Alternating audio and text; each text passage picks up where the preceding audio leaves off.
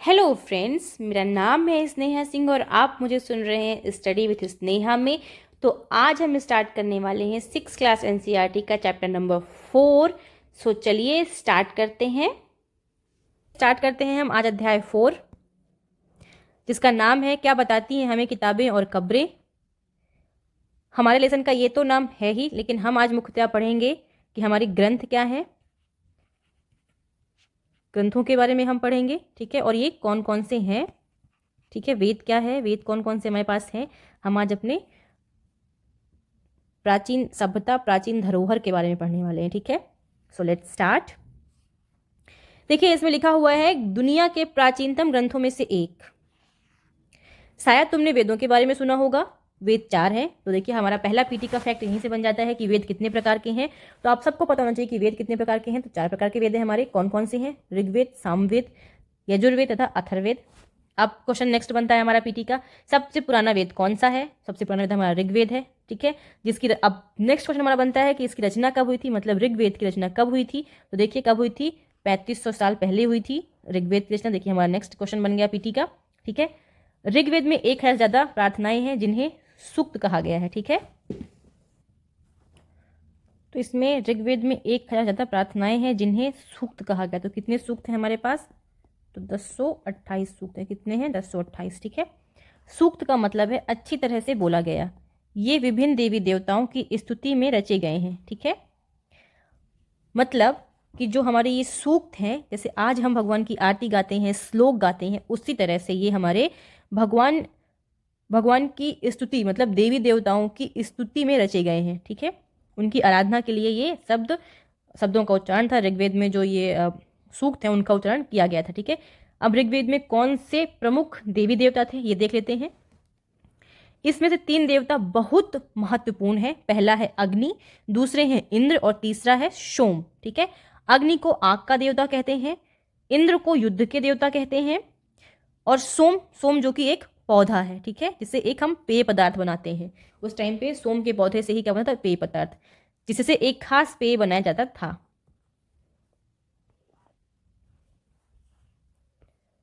अब देखिए, वैदिक वैदिक प्रार्थनाओं की रचना ऋषियों ने की थी। ठीक है, जो वैदिक काल में जो प्रार्थनाओं की जो रचना हुई थी वो किसने की थी? तो ऋषियों ने की थी। आचार्य विद्यार्थियों को इन्हें अक्षरों, ध्यान से पढ़िएगा, जो आचार्य मतलब जो इस टाइम पे टीचर थे, शिक्षक थे, आचार्य विद्यार्थियों को, जैसे आप हैं और मैं हूं। ठीक है, आचार्य विद्यार्थियों को इन्हें अक्षरों, शब्दों और वाक्यों में बांटकर, किसमें किसमें?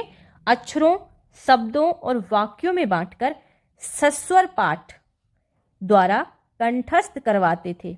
ठीक है, मतलब इसे याद करवाते थे। पूरे के पूरे पाठ को एक एक अक्षर और शब्द और वाक्य के साथ अपने जो विद्यार्थी थे उन आचार्य के, उनको वो क्या करवाते थे? याद। और आप ये देखो कि उस टाइम के विद्यार्थी कितने उनका दिमाग कितना तेज था कि वो सारी चीजों को कंठस्थ करते थे। आगे देखते हैं, अधिकांश सूक्तों के रचयिता, अब ये ध्यान देने वाली बात है, अधिकांश बोल रहा है। ठीक है, अधिकांश सूक्तों के रचयिता सीखने और सिखाने वाले कौन थे? पुरुष थे। देखा, कौन थे? सीखने और सिखाने वाले कौन थे? पुरुष थे। कुछ, अब देख दिया है ना, कुछ प्रार्थनाओं की रचना किसने की है? महिलाओं ने भी की थी।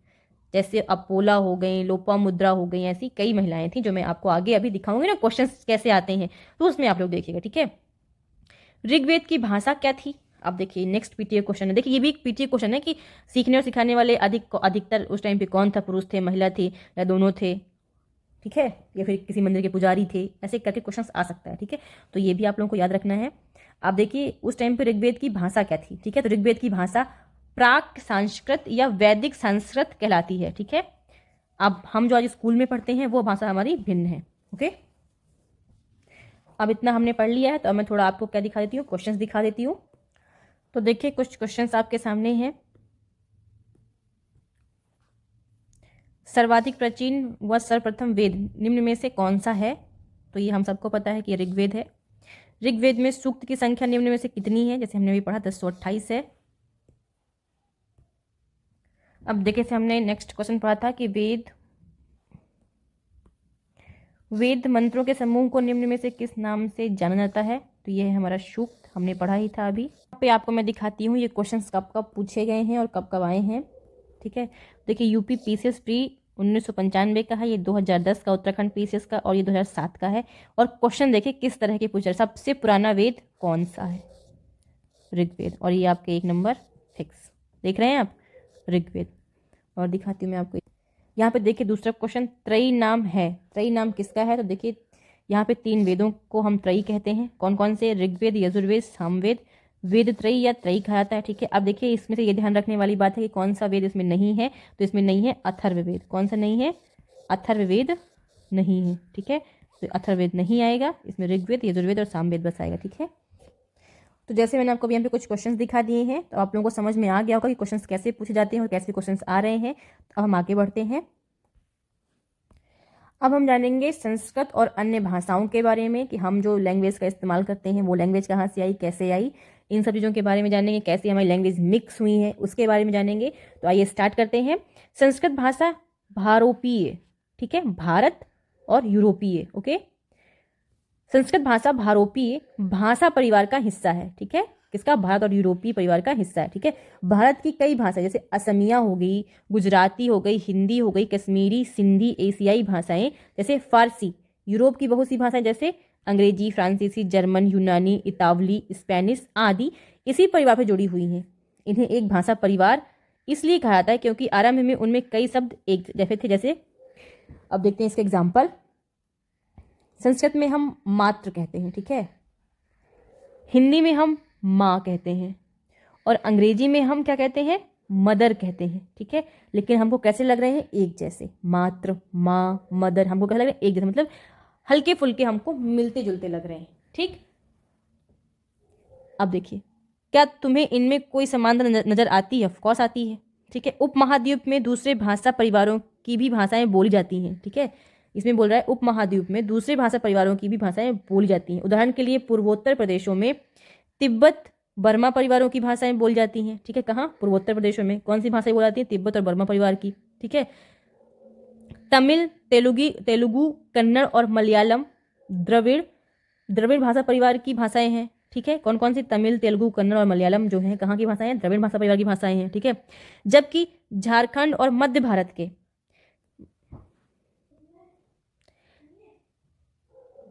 कई हिस्सों में बोली जाने वाली भाषाएं ऑस्ट्रो एशियाटिक परिवार से जुड़ी हैं। किससे जुड़ी हैं? Austro Asiatic. कौन कौन सी?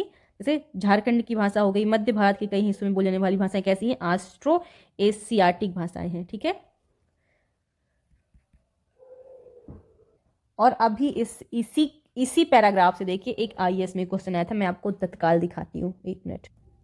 ये देखिए, ये है आपका वो क्वेश्चन, जैसे मैंने कहा था ना कि हमारी लैंग्वेज से रिलेटेड क्वेश्चंस आते हैं। तो ये देखिए 2004 का क्वेश्चन है, सेम टू सेम वैसा नहीं है लेकिन वैसा ही है। ठीक है, अवेस्ता और ऋग्वेद में समानता है। ठीक है, किसमें? अवेस्ता और ऋग्वेद में समानता है।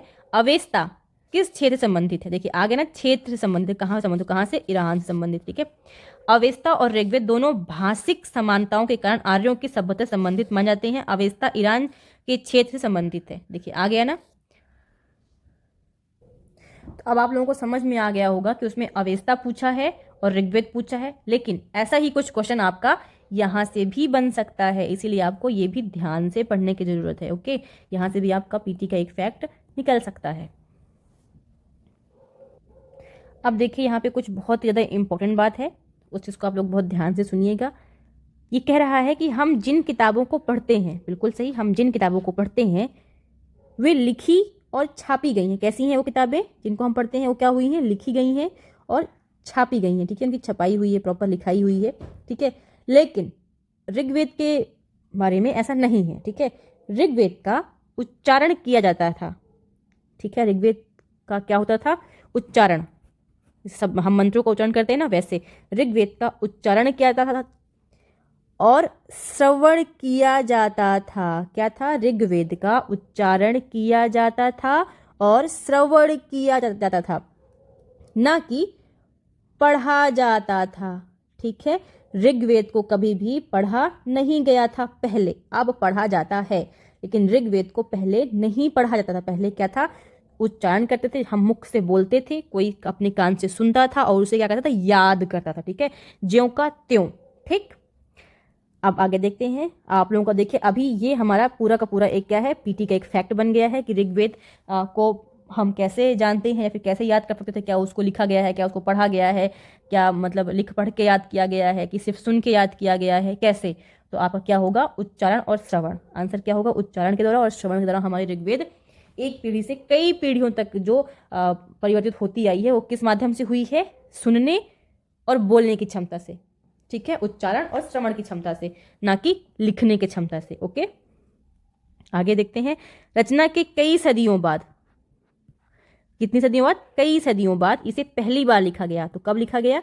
इसे छापने का काम तो मुश्किल से 200 साल पहले हुआ है। ठीक है, इसकी छपाई कब हुई है, 200 साल पहले हुई है, लेकिन इसकी लिखा कब क्या था, कई सौ साल पहले लिख दिया गया था। आइए देखते हैं। इतिहासकार ऋग्वेद का अध्ययन कैसे करते हैं, अब ये जानते हैं। इतिहासकार पुरातत्ववेताओं की तरह ही अतीत के बारे में जानकारी इकट्ठी करते हैं। जैसा कि हमने पहले आपको बताया था कि इतिहास के बारे में हमें जानकारी कैसे मिलती है, कौन कौन से स्रोत है, मैं आपको पहले एनसीईआरटी में बता चुकी हूँ, तो आप लोग उसको ध्यान से एक बार देख लीजिएगा। ठीक है, लेकिन भौतिक अवशेषों के अलावा वे लिखित स्रोतों का भी उपयोग करते हैं। ठीक है, भौतिक अवशेषों का उपयोग तो करते ही हैं, लेकिन लिखित का भी करते हैं। ठीक है, चलो देखते हैं कि वे ऋग्वेद का अध्ययन कैसे करते हैं। आइए देखें फिर। ऋग्वेद के कुछ सूक्त वार्तालाप के रूप में है। बिल्कुल सही बात है, ऋग्वेद में बहुत से सूक्त ऐसे हैं जो कैसे हैं, जैसे हम और आप बातचीत कर रहे हो वैसे वार्तालाप के रूप में है। ठीक है, विश्वामित्र नामक ऋषि और देवियों के रूप में पूजित दो नदियां व्यास और सतलुज के बीच में यह संवाद एक ही सूक्त का अंश है। कौन सा संवाद है? तो संवाद हम दिया है, लेकिन उसके पहले हमें क्या देखना है, व्यास और सतलुज नदियां कहां पर हैं। तो आइए हम इसको देखते हैं पहले। तो ये है हमारा प्यारा भारत, जैसा कि आप सब देख रहे हैं, और ये है हमारी सतलुज नदी। ठीक है, ये है हमारी सतलुज नदी, और ये है हमारी, यहाँ पर ये देखिए, ये है हमारी व्यास नदी और ये है हमारी सतलुज नदी। ठीक, अब यहाँ पर कुछ वार्तालाप हुई है किसके बीच में, तो विश्वामित्र और नदियों के बीच में, जो हमारे लिए इंपॉर्टेंट नहीं है तो हम इसे नहीं पढ़ेंगे। आप लोगों को देखना तो आप लोग देख सकते हैं, लेकिन इस पैराग्राफ में कुछ इंपॉर्टेंट है, तो वो है एक चीज, वो है ये देखिए, ऋग्वेद की प्रार्थनाओं में अन्य दूसरी नदियों खासकर सरस्वती, सिंधु और उसकी सहायक नदियों का भी जिक्र है। ठीक है, ऋग्वेद में कौन कौन सी नदियां हैं, जैसे मैंने आपको दो बता दी हैं, उसके बाद तीसरी सरस्वती हो गई, चौथी सिंधु हो गई, और उसकी कुछ सहायक नदियां हो गई। लेकिन सबसे इंपॉर्टेंट बात तो अभी रह गई, वो क्या है, गंगा और यमुना का उल्लेख कितनी बार मिलता है, तो सिर्फ एक बार हुआ है ऋग्वेद में। कितनी बार हुआ है, एक बार। तो ये है मोस्ट इंपॉर्टेंट आपका पीटी का फैक्ट कि ऋग्वेद में गंगा और यमुना का उल्लेख कितनी बार हुआ है, तो सिर्फ एक बार हुआ है, ध्यान रखिएगा। और ये भी आ सकता है कि ऋग्वेद में किन किन नदियों का वर्णन हुआ है, तो ये ध्यान रखिए, सरस्वती, सिंधु और उसकी सहायक नदी, सतलुज और व्यास हम पहले पढ़ ही चुके हैं। ठीक है, अब यहाँ पर देखिए कुछ इंपॉर्टेंट बातें लिखी हुई जो मैं आपको पहले बता चुकी थी पिछली एनसीईआरटी में।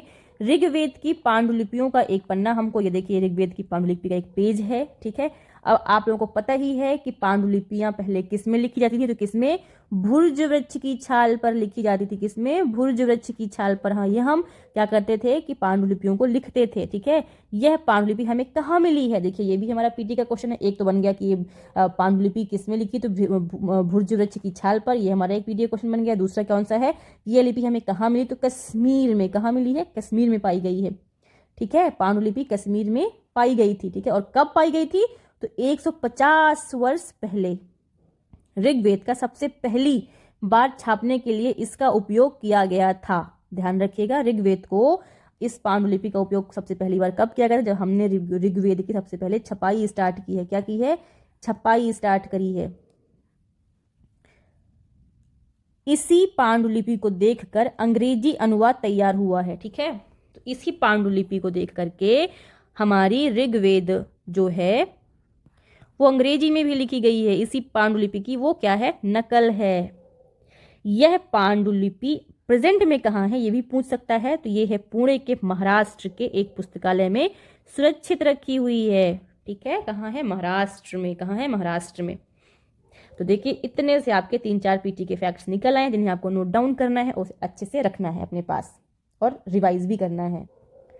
अब देखिए यहाँ पर आता है मवेशी, घोड़े और रथ। ऋग्वेद में मवेशियों, बच्चों, खासकर पुत्रों, देख रहे हैं, खासकर पुत्रों और घोड़ों की प्राप्ति के लिए अनेक प्रार्थनाएं हैं। ठीक है, ऋग्वेद में मवेशियों, बच्चों और खासकर पुत्रों और घोड़ों की प्राप्ति के लिए अनेक प्रार्थनाएं हैं। घोड़ों को लड़ाई में रथ खींचने के काम में लाया जाता था। ठीक है, अब घोड़ों किस लिए? क्योंकि रथ खींचने के लिए होते थे वो। लड़ाइयों में मवेशी जीत कर लाए जाते थे। ठीक है, जैसे मान लो हम कहीं लड़ाई जीते हैं तो वहाँ के मवेशियों को जीत कर अपने यहाँ ले आते थे। लड़ाइयाँ वैसे जमीन के लिए भी लड़ी जाती थीं। ठीक है, लड़ाइयाँ अक्सर जमीन के लिए ही लड़ी गई हैं। जहाँ अच्छे चारा, अब कैसी जमीनों के लिए, ये भी ध्यान रखने वाली बात है। ये अगर आप आंसर राइटिंग कर रहे हैं तो ये आपके लिए बहुत इंपॉर्टेंट हो जाता है। सरल शब्दों में आपको मिल जाएगा, जहाँ अच्छे चारागाह हों। कहाँ? जहाँ अच्छे चारागाह हों या जहाँ पर जौ जैसी जल्दी तैयार हो जाने वाली फसलों को उपजाया जा सकता हो। कैसी फसलों को? तो जौ जैसी, जहाँ पे जौ क्या है, बहुत जल्दी पक जाती है। ठीक है, कुछ लड़ाइयाँ पानी के स्रोतों और लोगों को बंदी बनाने के लिए भी लड़ी जाती थी। ठीक, युद्ध में जीते गए धन का कुछ भाग सरदार रख लेते थे। ठीक है, अब जैसे कोई भी राजा है या फिर कोई भी व्यक्ति है जो युद्ध जीत कर आया है तो उस जीते गए धन का कुछ भाग कौन रखेगा? सरदार। अब उस टाइम पे सरदार कौन था? सरदार ये वही व्यक्ति है जो उस टाइम पर युद्ध लड़ करके आया है। ठीक है, तो युद्ध में जीते गए धन का कुछ भाग सरदार रख लेते थे, तो कुछ हिस्सा पुरोहितों को दिया जाता था। किसको? पुरोहितों को। पुरोहित कौन थे? जो उस समय पर पूजा पाठ, जिन्हें हम पंडित कहते हैं आज के समय पे। शेष धन आम लोगों में बांट दिया जाता था। अब जो बचा हुआ धन है वो कहाँ जाएगा? आम व्यक्तियों में जाएगा। अभी भी कुछ धन यज्ञ करने के लिए भी प्रयुक्त होता था, क्योंकि उस टाइम पे कर्मकांड, पूजा पाठ का विशेष महत्व था, इसलिए क्या था? यज्ञ करने के लिए भी प्रयुक्त होता था। ठीक है, यज्ञ की आग में आहुति दी जाती थी। ठीक है, यज्ञ की आग में क्या होता था? आहुति दी जाती थी। ये आहुतियां किसको दी जाती थी? देवी और देवताओं को। ठीक है, घी, अनाज और कभी कभी जानवरों की भी आहुति दी जाती थी। घी की और अनाज की, और कभी कभी जैसे मान लीजिए विशेष कोई अवसर है, कोई पूजा पाठ का त्योहार है, तो उस टाइम पे, जैसे मान लीजिए अभी भी प्रेजेंट में हम देखते हैं कि काली माता में चढ़ती है ना, बकरे की आहुति दी जाती है, ऐसा। अधिकांश पुरुष, अब देखिए फिर आ गया, अधिकांश पुरुष इन युद्धों में भाग लेते थे। कौन? पुरुष। कोई स्थायी सेना नहीं होती थी। सबसे बड़ी बात देखिए यहाँ पर क्या था? कोई भी स्थायी सेना नहीं होती थी, लेकिन लोग सभाओं में मिलते जुलते थे। लोग कहाँ मिलते थे? सभाओं में। और युद्ध व शांति के विषय में सलाह मशविरा करते थे। अब जब सभाओं में लोग मिलेंगे तो वही बातें होंगी ना कि युद्ध कैसे होगा, कैसे शांति का माहौल बनाया जाए, कैसे अपने राज्य क्षेत्र को बढ़ाया जाए, कैसे पेट पूजा के लिए धन की इकट्ठा की जाए, ये सारी सलाहें वहीं पर। ठीक है, यहाँ वे ऐसे लोगों को अपना सरदार चुनते थे जो बहादुर, क्या हो? बहादुर और कुशल योद्धा हो।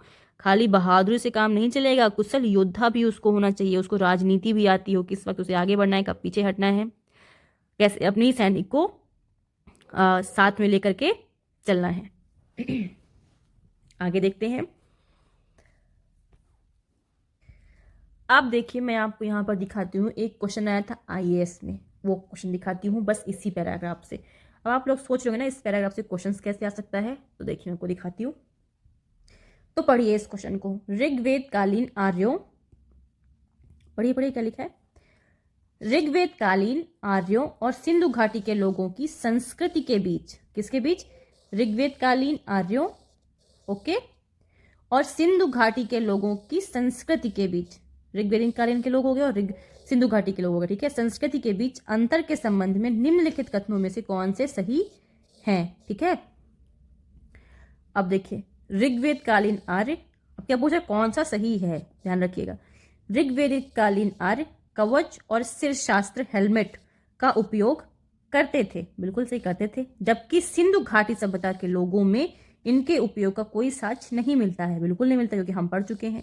ठीक है, आपने पढ़ा था मेरे साथ ही। दूसरा देखते हैं, ऋग्वेद कालीन आर्यों को स्वर्ण, चांदी और ताम्र का ज्ञान था, जबकि सिंधु घाटी के लोगों को केवल ताम्र और लौह का ज्ञान था। बताइए था कि नहीं था? आप लोग बताइए मुझे। ध्यान रखिए, इतने में से आपको आंसर नहीं दिखा रही अभी।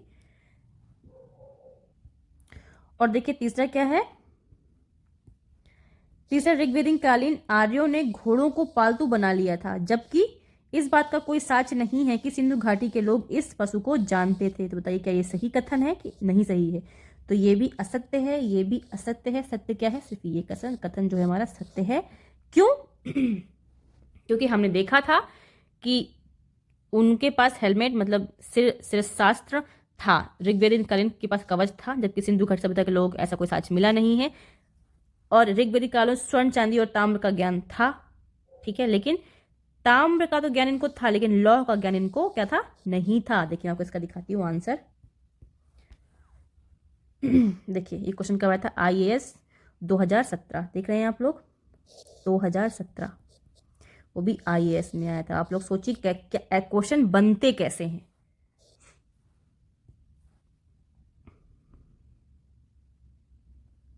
पढ़िए इसको, पढ़िए और समझिए। ऋग्वेद में कवच का उल्लेख है, ठीक है, तथा संभवतः ऋग्वेद कालीन आर्य लौह एवं स्वर्ण से निर्मित कवच और शिरस्त्राण हेलमेट का प्रयोग करते थे, जैसे मैंने आपको बताया, जबकि सैंधव सभ्यता के लोगों में इसके उपयोग का कोई साक्ष्य प्राप्त नहीं होता है। बिल्कुल सही है। सिंधु सभ्यता के स्थलों के उत्खनन से प्राप्त युद्ध संबंधी उपकरण अत्यंत साधारण कोटि के हैं, जो इस बात की ओर संकेत करते हैं कि उन्होंने भौतिक सुख सुविधाओं की ओर ही विशेष ध्यान दिया था। ठीक। ऋग्वेद कालीन आर्यों को स्वर्ण, चांदी और ताम्र का ज्ञान था। सिंधु कालीन लोगों को केवल ताम्र एवं कांसे का ही ज्ञान था। लोहे का प्रचलन उत्तर भारत में 1000 ईसा पूर्व से 600 ईसा पूर्व के मध्य हुआ, अथवा कथन 2 क्या है? गलत है। अभी आप लोगों को सही समझ में आया?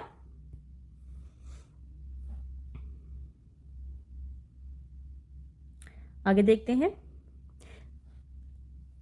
ऋग्वैदिक कालीन आर्यों ने घोड़े को पालतू बना लिया था।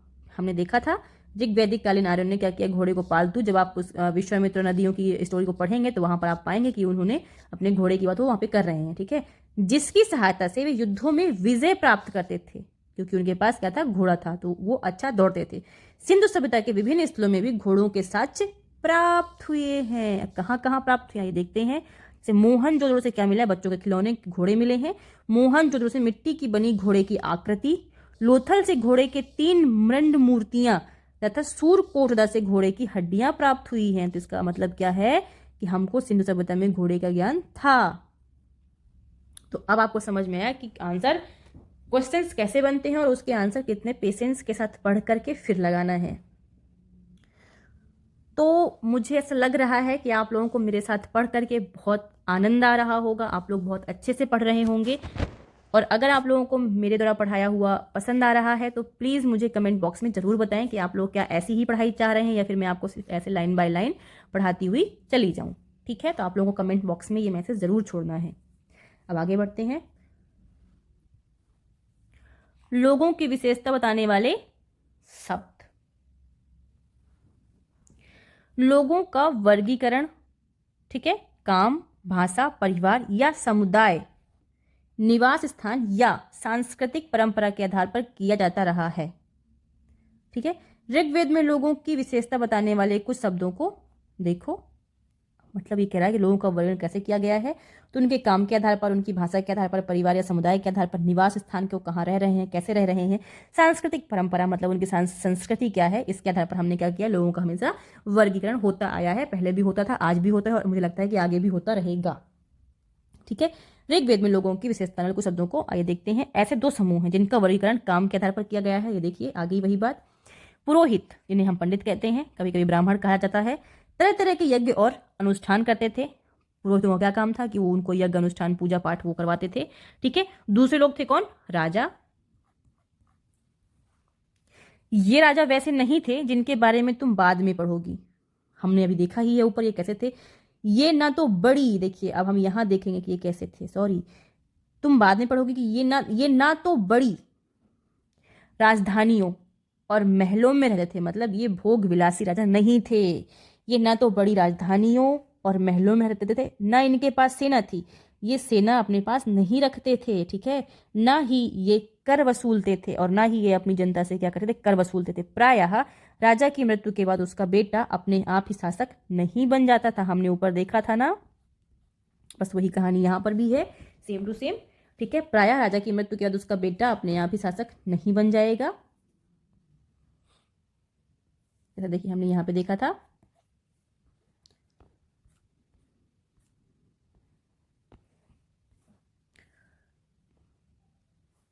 पिछले अनुभाग के एक बार फिर से पढ़ो और ये पता लगाने का कोशिश करो राजा क्या, हम देख चुके हैं राजा का आखिर काम क्या था, ठीक है। अब आगे देखते हैं। जनता या पूरे समुदाय के लिए दो शब्दों का इस्तेमाल होता था, ठीक है। एक था जन, जनता या पूरे समुदाय के लिए दो शब्दों का इस्तेमाल होता है। एक था पहला जन, जो इसका प्रयोग आज भी होता है, जिसका प्रयोग हिंदी व अन्य भाषाओं में आज भी होता है। दूसरा था विश, जिससे वै से शब्द निकलता है। इस विषय पर तुम अध्याय 5 में विस्तार से पढ़ोगे, ओके। ऋग्वेद में विश और जनों के नाम मिलते हैं, इसलिए हमें पुरु जन या विश, भरत जन या विश, यदुजन या विश जैसे कई उल्लेख क्या हुए हैं, मिलते आए हैं, ठीक है। जिन लोगों ने इन प्रार्थनाओं की रचना की वे कभी कभी खुद को आर्य, किन प्रार्थनाओं की, ऋग्वेद में जो प्रार्थनाएं लिखी हैं, ठीक है, उन प्रार्थनाओं की बात हो रही है यहाँ पे। कभी कभी खुद को आर्य कहते थे और अपने विरोधियों को दास या दस्यु कहते थे। किसे, अपने विरोधियों को दास या दस्यु कहते थे, ओके। दस्यु वे लोग थे जो यज्ञ नहीं कर, देखिए अभी यहाँ से ये भी एक पीटी के फैक्ट ही है, निकल रहे हैं, वापस आप लोग को पढ़ना है ध्यान से, ठीक है। पहला पीटी का फैक्ट क्या है कि आर्य कौन थे, ये कहाँ से आए थे, ठीक है। दूसरा क्या है, दास और दस्यु कौन थे, ठीक है। तो दास दस्यु थे, दस्यु वे लोग थे जो यज्ञ नहीं करते थे और शायद दूसरी भाषाएं बोलते थे। एक फैक्ट आपको ये मिल गया। बाद के समय में दास स्त्रीलिंग, दासी, ठीक है, दास पुरुष हो गया, दासी कौन हो गई, महिला हो गई। शब्द का मतलब गुलाम हो गया, दास और दासी का मतलब क्या हो गया, गुलाम हो गया। दास वे स्त्री और पुरुष होते थे जिन्हें युद्ध में बंदी बनाया जाता था, उन्हें उनके मालिक की जायदाद माना जाता था। युद्ध में बंदी बनाया जाता था किनको, गुलामों को, और जब वो कहीं से जीत कर आते थे तो वहां के लोगों को भी अपना गुलाम बनाते थे और वो उनकी क्या थे, जायदाद थे। जो जैसा जब मन चाहे वैसा बर्ताव उनके साथ वो लोग करते थे। जो भी काम मालिक चाहते थे उन्हें वह सब करना पड़ता था। जिस युग में उपमहाद्वीप के उत्तर पश्चिम में ऋग्वेद की रचना हो रही थी उस समय दूसरी जगह एक अलग तरह का विकास हो रहा था। आइए देखते हैं कि वहां पर क्या हो रहा था। तो हम लोग अभी ऋग्वेद के कुछ क्वेश्चंस भी देखेंगे, लेकिन उससे पहले हम इसे पढ़ लेते हैं। खामोश प्रहरी कहानी महापाषाणों की। हम बात करेंगे कुछ महापाषाण काल के बारे में, कुछ महापाषाण कालों की बात करते हैं। ये शिलाखंड महापाषाण, जो ये महापाषाण शिलाखंड है, ये कैसे बना, तो महा का मतलब होता है बड़ा और पाषाण का अर्थ होता है पत्थर, तो मतलब बड़ा पत्थर, इसका अर्थ हो गया महापाषाण, ठीक है। नाम से जाने जाते हैं ये पत्थर दफन करने की जगह पर लोगों द्वारा बड़े करीने से लगाए गए थे, ठीक है। जहां पे लोगों को दफन किया जाता है वहां पर उन्होंने बहुत सही सही से लगा के रखा था।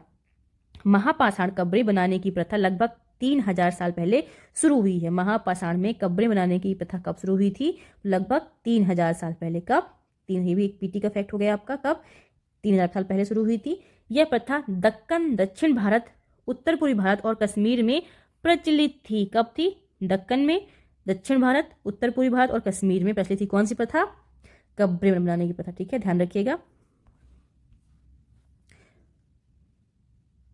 अब देखिए इसमें क्या था, कुछ महापाषाण जमीन के ऊपर ही दिख जाते हैं, कुछ महापाषाण जमीन के भीतर भी होते हैं।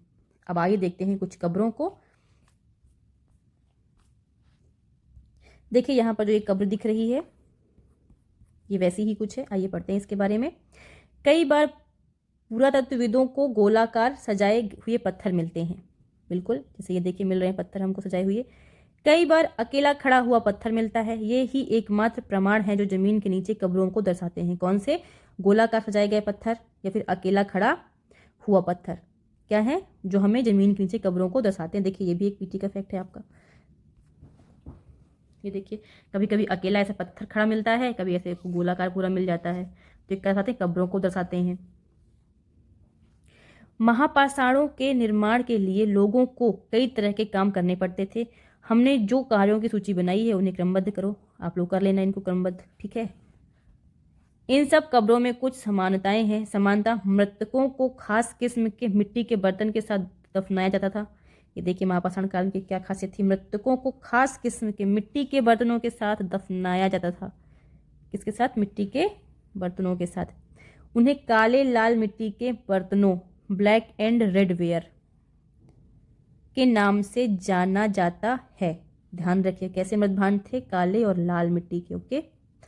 इनके साथ ही मिले हैं लोहे के औजार और हथियार, घोड़ों के कंकाल और सामान तथा पत्थर और सोने के गहने। क्या मिला है? लोहे के औजार और हथियार, घोड़ों के कंकाल और सामान तथा पत्थर और सोने के गहने भी हमको उस टाइम पर फिर अब क्या था, मिलने लग गए थे। आइए देखते हैं, क्या हड़प्पा के शहरों में लोहे का प्रयोग होता था? महापाषाण कब्रों में मिले लोहे के सामान, ये देखिए यहाँ पर दिख रहा है महापाषाण काल में कुछ लोहे के सामान हमको मिले। जैसे ये लगा, देखिए ये लगा ना, ये क्या है? लोहा है। जैसे ये लगा है ना, ये क्या है? लोहा है, ठीक है। बाईं ओर घोड़े के लिए सामान, नीचे बाईं ओर कुल्हाड़ियाँ, नीचे एक कटार, ये एक कटार, सॉरी ये कटार पूरी क्या है? लोहे की हो सकती है। ये कुल्हाड़ी देखिए जो ये लगा है और ये पूरी कुल्हाड़ी बनी है ना, ये पूरी कुल्हाड़ी ये लोहे की हो सकती है, ये फिर है। अब देखिए यहाँ पे कुछ बातें और हैं। लोगों की सामाजिक असमानताओं के बारे में पता करना हमारा कर्तव्य है। पुरातत्वविद यह मानते हैं कि कंकाल के साथ पाई गई चीजें मरे हुए व्यक्ति की ही रही होंगी। कभी कभी एक कब्र की तुलना में दूसरी कब्र में ज्यादा चीजें मिलती हैं। मानचित्र 2 पर, ठीक है। ब्रह्मगिरियों खोजो, ओके। यहाँ एक व्यक्ति की कब्र में 33 सोने के मनके और शंख पाए गए हैं। अरे बाप रे, क्या पाया गया है? 33 सोने के मनके और शंख पाए गए हैं। दूसरे कंकालों में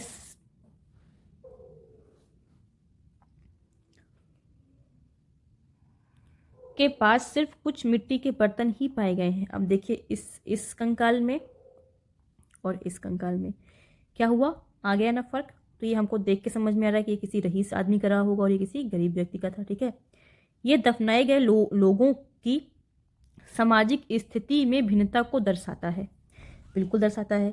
कुछ लोग अमीर थे तो कुछ गरीब, कुछ लोग सरदार थे तो दूसरे अनुयायी। क्या कुछ कब्रगाहें खास परिवारों के लिए थीं? ये भी एक चिंतन का विषय हो जाता है हमारे लिए कि क्या कुछ कब्रगाहें मतलब कहीं पर कुछ विशेष लोगों को दफना देते हैं, बाकी जगह आम लोगों को। देखते हैं, कभी कभी महापाषाणों में एक से अधिक कंकाल मिले हैं।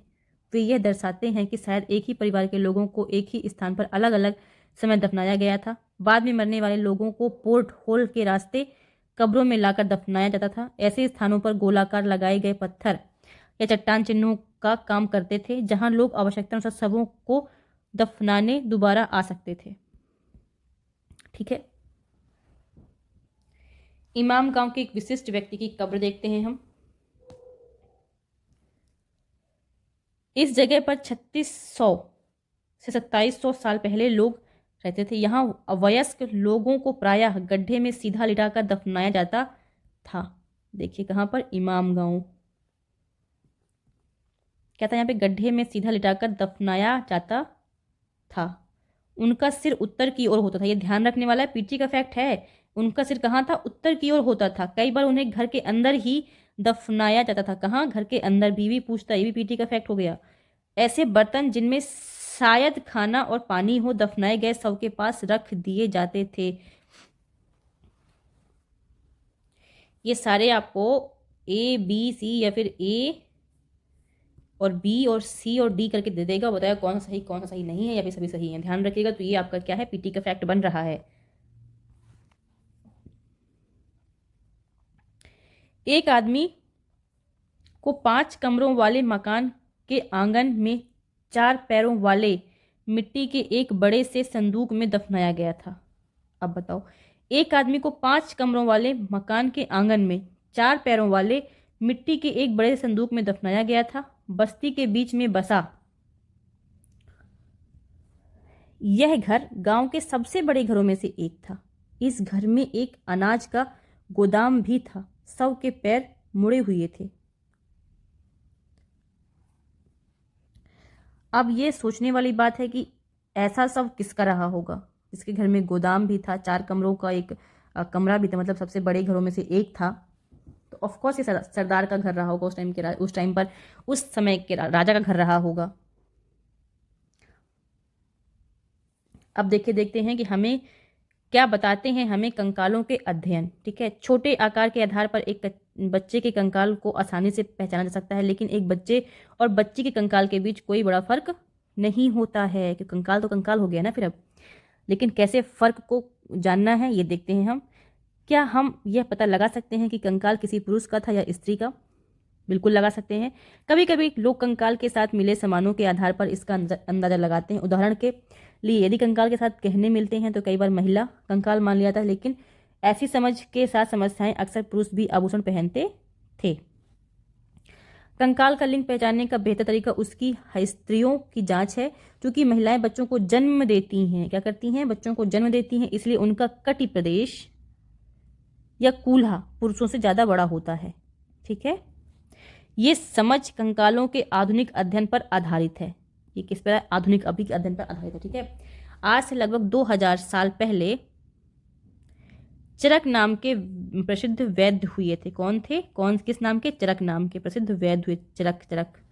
चरक संहिता ने लिखी। उन्होंने चिकित्सा शास्त्र पर चरक संहिता नाम की किताब लिखी। कौन सी? चरक संहिता नाम की किताब लिखी। वे कहते हैं कि मनुष्य के शरीर में 360 हस्तियां होती हैं। यह आधुनिक शरीर रचना विज्ञान की 206 हस्तियों से काफी ज्यादा है। संभवतः चरक ने अपनी गिनती में दांत हस्तियों के जोड़ और कार्टिलेज को जोड़कर यह संख्या बताई थी। अब देखिए, ये भी आपके पीटी के क्वेश्चंस निकल आ जाएंगे, एक एक लाइन के हैं। जैसे 2000 साल पहले हुआ चरक नाम के वैद्य कौन थे? ठीक है, इन्होंने कितनी हड्डियों की संख्या बताई थी? ये सारे क्या हैं? आपके पीटी के फैक्ट हैं। इमाम गांव के लोगों के काम धंधे क्या थे? अब वो देखते हैं। इमाम गांव में पुरातत्वविदों को गेहूं, जौ, चावल, दाल, बाजरा, मटर और तिल के बीज मिले हैं। ठीक है, किसके किसके? गेहूं के, जौ के, चावल, दाल, बाजरा, मटर और तिल के बीज मिले हैं। कई जानवरों की हड्डियां भी मिली हैं। ध्यान रखने वाली बात है, एक ये पीटी का फैक्ट आपका आ गया, ये सारे नाम दे देगा और एक कोई नाम एक्स्ट्रा दे देगा, बोले कौन सही है सम्मिलित कीजिए। ठीक है, अब ये क्या मिला है? कई जानवरों की हड्डियां भी मिली हैं। कई हड्डियों पर काटने के निशान से यह अंदाजा होता है कि लोग इन्हें खाते होंगे। गाय, बैल, भैंस, बकरी, भेड़, कुत्ता, घोड़ा, गधा, सुअर, सांभर, चितकबरा, हिरण, कृष्ण मृग, करहा, नेवला, चिड़िया, घड़ियाल, कछुआ, केकड़ा और मछली की हड्डियां भी पाई गई हैं। अब देखिए, इतने सारे जानवर आपको मिले हैं। ऐसे साक्ष्य मिले हैं कि बेर, आंवला, जामुन, खजूर और कई तरह की रसभरियां एकत्र की जाती थीं। उस टाइम पर इस तरह के कई जो जूसी फ्रूट्स थे उनको क्या करते थे? एकत्र करते थे। जूसी फ्रूट्स तो नहीं कहेंगे, लेकिन फिर भी बेर हो गया, आंवला हो गया, जामुन है, खजूर है और कई तरह की रसभरियां मतलब वही जूसी फ्रूट्स एकत्र होते थे या फिर कर जाते थे। लगभग 3500 साल पहले हम यहाँ की लेखन कला के सबसे पुराने उदाहरण पाते हैं। कहाँ के? चीन। यहाँ यह जानवरों की हड्डियों पर लिखा गया था। ये किस में लिखा गया? जानवरों की हड्डियों पर लिखा गया था। इन्हें भविष्यवाणी करने वाली हड्डियां कहा जाता था, क्योंकि यह मान्यता थी कि ये भविष्य बताती हैं। राजा लोग लिपिकारों से इन हड्डियों पर सवाल लिखवाते थे। ये देख लीजिए यहाँ पर आप लोग। क्या वे युद्ध जीतेंगे या फसलें अच्छी होंगी? क्या उन्हें पुत्र होंगे? फिर इन हड्डियों को आग में डाल दिया जाता था, जहां इनमें गर्मी से चटक कर दरारें पड़ जाती थी। भविष्यकर्ता इन दरारों को बड़े ध्यान से देखकर भविष्यवाणी करने की कोशिश करते थे। जैसे शायद तुम भी सोच रही होगी, ये भविष्यवक्ता कभी कभी गलती भी करते थे। ऑफ कोर्स, ये राजा शहरों में महल बनाकर रहते थे। उन्होंने बेशुमार दौलत इकट्ठा कर ली थी। इसमें बड़े बड़े नक्काशी किए हुए कांसे के बर्तन शामिल थे, लेकिन वे लोहे के इस्तेमाल करना नहीं जानते थे। ध्यान रखिएगा, वो कह रहे थे लोहे का इस्तेमाल करना नहीं जान रहे थे। यहाँ पर हम कहाँ की बात कर रहे हैं? चाइना। ऋग्वेद के राजा और इन राजाओं के बीच कोई एक फर्क बताओ। देखिए, फिर से आ गया ना वही बात। अब ये आप मुझे बताएंगे, मैं आपको नहीं। अब देखिए, यहाँ पे देखते हैं उपयोगी शब्द। वेद, प्रार्थना, भाषा, रथ, यज्ञ, राजा, दास, महापाषाण, कब्र, कंकाल, लोह। ये हमारे सबसे मेन उपयोगी शब्द थे। ठीक है, आइए अब कुछ प्रश्न देखते हैं जो जो हमने भी पढ़ा है उससे रिलेटेड, कि हमारे एग्ज़ाम में कैसे कैसे क्वेश्चंस आते हैं और आपको इस चैप्टर से कैसे पढ़ाई करनी है। देखिए, मैं ये नहीं कह रही कि सेम टू सेम क्वेश्चंस हैं, लेकिन मैक्सिमम क्वेश्चन ऐसे हैं जो आपको लेसन पढ़ने के बाद मिल जाएंगे। देखिए, ऐसे यही हो गया, ठीक है। आगे आप बढ़ेंगे तो मैं आपको दिखा देती हूँ, 1 मिनट।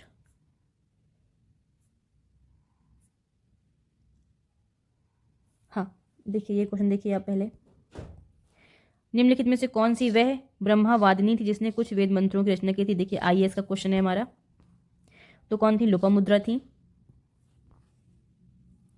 ठीक है। और अन्य जो औरतें थीं उस टाइम पे, जो विदुषी स्त्रियां थीं, उनके नाम भी आप जान लीजिए। तो उनका नाम था अपाला, घोषा, विश्ववारा, लोपामुद्रा आदि। लोपामुद्रा अगस्त ऋषि की पत्नी थी। देखिए ये भी हमारा क्वेश्चन कई बार पूछा गया है। लोपामुद्रा किसकी पत्नी है? तो अगस्त ऋषि की पत्नी है, ध्यान रखिए। अब देखिए इस क्वेश्चन को देखिए, यूपी पीसीएस मेंस 2005 में ये क्वेश्चन पूछा गया है और अभी भी हम इसको पढ़ के आए हैं। गोत्र शब्द का प्रयोग सर्वप्रथम हुआ था तो किसमें हुआ था? ऋग्वेद में हुआ था गोत्र शब्द का प्रयोग। और देखिए यूपी पीसीएस मेंस का ये क्वेश्चन है। आप लोग समझ सकते हैं क्वेश्चन कैसे आते हैं एग्जाम में। अब आप लोग देखिए इस क्वेश्चन को, कि ये क्वेश्चन क्या कह रहा है आपका। ऐसे ही तमाम क्वेश्चन है, लेकिन अब ये लास्ट है। निम्नलिखित में से किससे ऋग्वेद में युद्ध का देवता समझा गया है? तो कौन सा है आपका? इसमें इंद्र है। देखिए ये भी यूपीपीएससी मेंस में पूछा गया था सवाल। ऋग्वेद में सर्वाधिक संख्या में मंत्र संबंधित हैं, तो किससे संबंधित है? ये अग्नि से। सबसे अधिक मंत्र किसमें थे? अग्नि के सबसे अधिक मंत्र थे, ठीक है। ऋग्वेद में सर्वाधिक संख्या में मंत्र संबंधित थे तो किसके थे? अग्नि के थे, ध्यान रखिए। जैसे क्वेश्चन ये हो गया, देखिए कि गायत्री मंत्र की रचना किसने की थी? तो सिंपल है, विश्वामित्र ने की थी। देखिए उत्तराखंड पीसीएस 2006 का क्वेश्चन है ये। गायत्री मंत्र की रचना किसने की थी? विश्वामित्र ने की थी, ध्यान रखिएगा। मैं मानती हूँ कि ये नहीं लिखा हुआ था कि विश्वामित्र ने गायत्री मंत्र की रचना की थी, लेकिन अगर आप एक बार पढ़ेंगे उसको कायदे से, फिर सॉल्व करेंगे तो आपको ऑटोमेटिक आंसर आने लग जाएंगे। और जब 6 क्लास की एनसीईआरटी कंप्लीट कर लेंगे ना पूरी, तो आपको ये सब जो क्वेश्चन है वो क्या लगेंगे? हलवा लगने लग जाएंगे। बहुत ईजी समझ में आएंगे आपको। अब देखिए हमने अभी पढ़ा ना लोथल। लोथल का पूरा स्थल किस नदी पर स्थित? देखिए हमको ध्यान रखना है, हमने लोथल नदी पढ़ा तो हमको पता होना चाहिए ना लोथल कहाँ पर है। तो लोथल कहाँ पर है? हमारी भोगवा नदी के किनारे, ठीक है। हड़प्पी नगर लोथल गुजरात के अहमदाबाद जिले में भोगवा नदी के किनारे स्थित है। यहाँ की सर्वाधिक महत्वपूर्ण उपलब्धि हड़प्पा कालीन बंदरगाह है, ठीक है, ध्यान रखिएगा इसको। ये तो हम पहले पढ़ ही चुके थे पिछले क्वेश्चन में, ये भी हम पिछले क्वेश्चन में पढ़ चुके थे। सो फ्रेंड्स, आपने कुछ क्वेश्चंस देख लिए हैं, बाकी आप लोग खुद से करिएगा। और आज ये देखिए कुछ महत्वपूर्ण तिथियां हैं यहाँ पर। जैसे वेदों की रचना का प्रारंभ हुई तो 3500 साल पहले। महापाषाणों के निर्माण की शुरुआत 3000 साल पहले। इमाम गांव में कृषकों का निवास 3600 से 2700 साल पहले। चरक संहिता लगभग 2000 साल पहले लिखी गई थी, ठीक है। अब देखिए क्या कह रहा है, सुमेलित करो और याद करते हैं। तो ये सूक्त किस, तो अब मैंने आपको इतना पढ़ाया है उसके अकॉर्डिंग आप इसको सॉल्व कर लेना चाहिए। तो अभी मैं आपको नहीं बताऊंगी किसी भी क्वेश्चन का आंसर, लेकिन अगर आपको नहीं आता है तो आप मुझे कमेंट बॉक्स में कमेंट करिएगा, तो मैं आपको सारे क्वेश्चंस के आंसर उत्तर कर दूंगी, ठीक है। जितने भी क्वेश्चन आपको नहीं आ रहे हो उनके मैं आंसर आपको कर दूंगी। तो देखिए पहला सूक्त है। सूक्त किस लिए था? सजाए गए पत्थर, अनुष्ठान, अच्छी तरह से बोला गया, युद्ध में प्रयोग किया था, गुलाम क्या था? सिंपल है ना, मतलब कितना ईजी है। देखिए रथ किस लिए होते थे आपको पता होना चाहिए, यज्ञ किस लिए होते थे आपको पता होना चाहिए, दास कौन था आपको पता होना चाहिए, महापाषाण काल क्या था आपको पता होना चाहिए, दास कौन थे आपको पता होना चाहिए, यज्ञ किस लिए होते थे तो ऑफकोर्स आपको पता होना चाहिए, ठीक है। रथ क्या था, युद्ध में प्रयोग होते थे। सूक्त क्या थे, अच्छी तरह से बोला गया, सिंपल। ये बताया आप नहीं बताऊंगी, ठीक है। अब वाक्यों को पूरा करो, ठीक। तो के लिए दासों का इस्तेमाल किया था किसके लिए आपको पता होना चाहिए। यहाँ पे में महापाषाण पाया जाते थे किसमें आप मुझे बताएंगे। जमीनों पर गोले में लगाए गए पत्थर चट्टान का काम करते थे कौन। पोर्ट होल का इस्तेमाल किस लिए होता था आप बताएंगे। इमाम गांव के लोग क्या खाते थे आप बताएंगे। आओ चर्चा करें। आज हम जो किताबें पढ़ते हैं वे ऋग्वेद से कैसे भिन्न है, मैंने आपको उसी वक्त बताया था पूरा डिटेल में, तो आप इसका आंसर लिखेंगे। पुरातत्वविद कब्रों में दफनाए गए लोगों के बीच सामाजिक अंतर का पता कैसे लगाते हैं, ये बहुत ईजी है, आपको 2-3 बार मैं पढ़ा चुकी हूँ, आपको पता होना चाहिए। एक राजा का जीवन दास या दासी के जीवन से कैसे भिन्न होता है, ये तो आपको पता ही होना चाहिए। तो गाइज़, अगर आपने बहुत अच्छे से पढ़ाई करी है, ध्यान से पढ़ा है, जैसे मैंने आपको पढ़ाया है, तो ऐसा इसमें एक भी क्वेश्चन नहीं है जो बहुत टफ हो या आपको ना आ रहा हो। अगर आपने पढ़ा है तब इसका आंसर देने में सक्षम होंगे। अगर आपको तब भी नहीं आ रहा है तो आप मुझे कमेंट करिएगा, मैं आपके सारे सवालों का जवाब दूंगी। So thank you for watching. Bye bye. अपना ख्याल रखिए, हंसते रहिए, मुस्कुराते रहिए और खूब सारा पढ़ते रहिए। बाय।